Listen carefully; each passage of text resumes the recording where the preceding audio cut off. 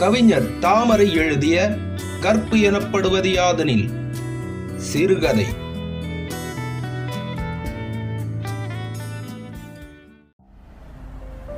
எல்லாம் முடிந்து 5:30 மணிக்கு கிளம்பிய போது லலிதா என்றிருந்தாள்.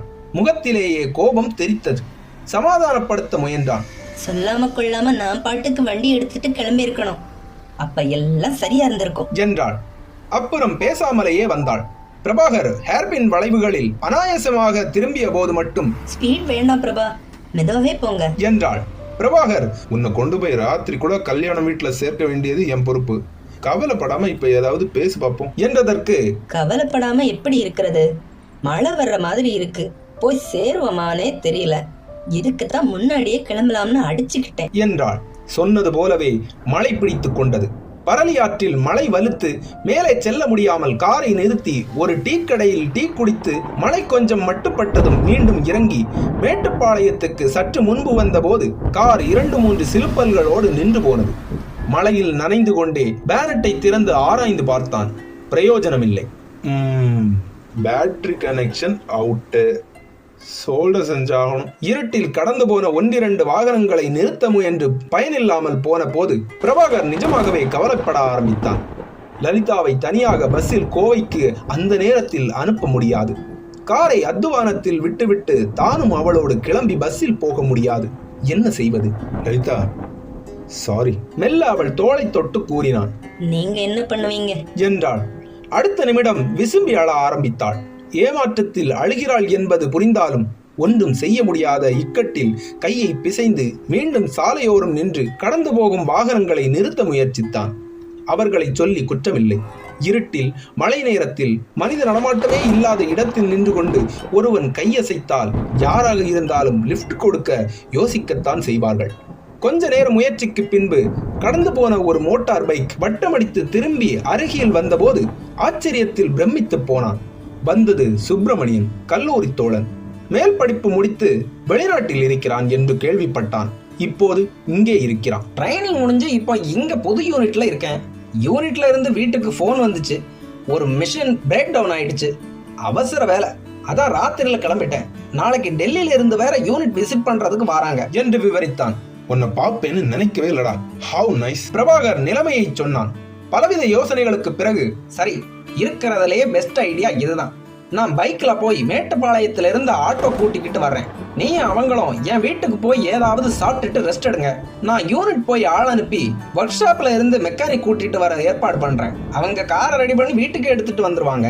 உடனே நீங்களும் கிளம்பிடலாம். காலையில கிளம்புறதானாலும் சரி. அலுவலக தொலைபேசி எண், வீட்டு சாவி, அட்ரஸ் கொடுத்தவன் காருக்குள் குனிந்து, மேடம் கவலைப்படாம போங்க, சீக்கிரமா கிளம்பிடலாம் என்ன என்றான் லலிதாவிடம். லலிதா புன்னகைத்து நன்றி தெரிவித்தாள். ஆட்டோவில் சுப்பிரமணியம் வீடு வந்து சேர்ந்து கதவை திறந்த போது வியந்தார்கள். அழகான கச்சிதமான வீடு. ஒரு முன்பக்க அறை, ஒரு ஹால், 2 படுக்கை அறைகளுடன் சின்ன சமையலறை, எல்லாமே சுத்தமாக வைக்கப்பட்டிருந்தது. பிரபாகர் இப்போது முற்றிலும் வேறு மனநிலையில் இருந்தான். திருமண வீட்டு களைப்பு, கார் பிரயாணம், மழை தாமதம் எல்லாம் முற்றிலும் மறந்து போய்விட்டது. இந்தாங்க, முதல்ல தலையை தொட்டுங்க என்றபடி லலிதா கொடியில் இருந்த டவலை எடுத்து அவனிடத்தில் நீட்டினாள். அவளையே பார்த்தான் கொஞ்ச நேரம். பிறகு, நமக்கு கல்யாணம் முடிஞ்சு தனியா வீடு பார்த்து வந்த மாதிரி இருக்கு இல்ல என்றான். இல்ல. என்ன இன்னும் கோபமா? எப்படியும் லேட் ஆயிடுச்சு, இனி கோபப்பட்டு என்ன பண்றது? தலையை துவட்டி விட்டு டவலை அவளிடத்தில் கொடுத்தவன் வாங்க முயன்ற அவள் விரல்களை பற்றினான். அருகில் இழுத்தான்.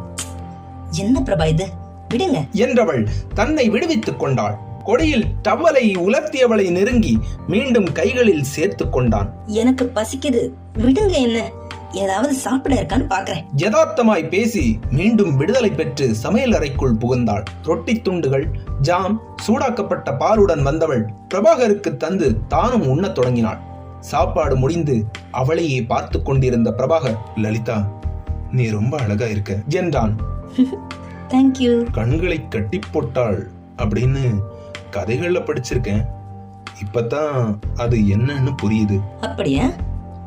சரி. சாப்பிட்டு விட்டு காலை டம்ளர்களுடன் சமையலறையை நோக்கி நகர்ந்தவள் மீண்டும் சிறைப்பட்டாள். கன்னம், கண்கள், கூந்தல் என்று ஆராயப்பட்டாள். இன்னைக்கு எனக்கு நீ ரொம்ப புதுசா இருக்க என்றான் ரொம்ப கிசுகிசுப்பாக அவள் காதருகி. எனக்கு நீங்க பழசாதான் இருக்கீங்க, நீங்க பண்றதுதான் ரொம்ப புதுசா இருக்கு என்றவள் தன் இடையை சுற்றி இருந்த அவன் கைவிரல்களை பிரித்து தூர விலக்கினாள். தோள்களை குலுக்கி அவன் வலது கரத்தினின்றும் விடுபட்டாள். திறமாய் அவனை விட்டு நகர்ந்தாள். ஏன் ஓடுற? என்ன பிடிக்கலையா? கேள்வி அவனுக்கே அபத்தமாகப்பட்டது.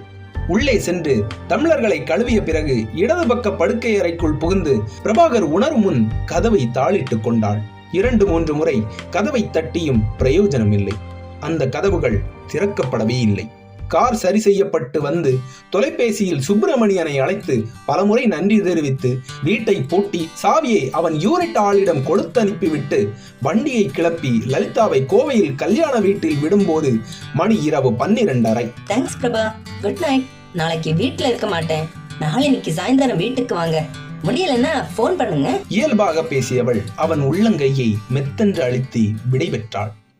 மறுநாள் 11:30 மணிக்கு அலுவலகம் திரும்பிய பிரபாகர் முதல் வேலையாய் வசுமதியை இன்டர்காமில் அழைத்தான். ஹாய் பிரபா, எப்ப வந்த? நீ இல்லாம நேத்திக்கு ஒரே போர். உற்சாகத்தில் பொங்கினாள். அதுதான் வசு. குளிர்ச்சியாக இருக்கிறாள். நீ உடனே கேண்டீனுக்கு வா, உன்கிட்ட பேசணும்.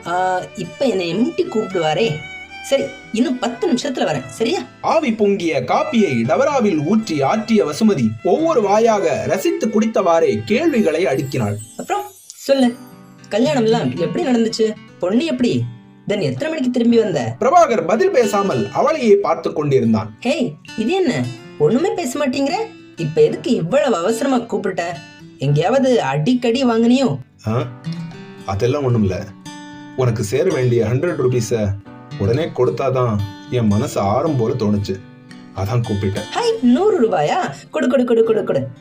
ஆமா, எந்த பெட்ல தோத்த? எனக்கே தெரியாம எப்ப தோத்த? சரி, எதுவா இருந்தா என்ன, முதல்ல பணத்தை கொடுத்துட்டு அப்புறம் பேசு. தெரியும் எனக்கு, வசுமதிக்கு இன்னைக்கு பண வரவுன்னு. மூச்சு விடாமல் பேசியவள் கையை நீட்டினாள்.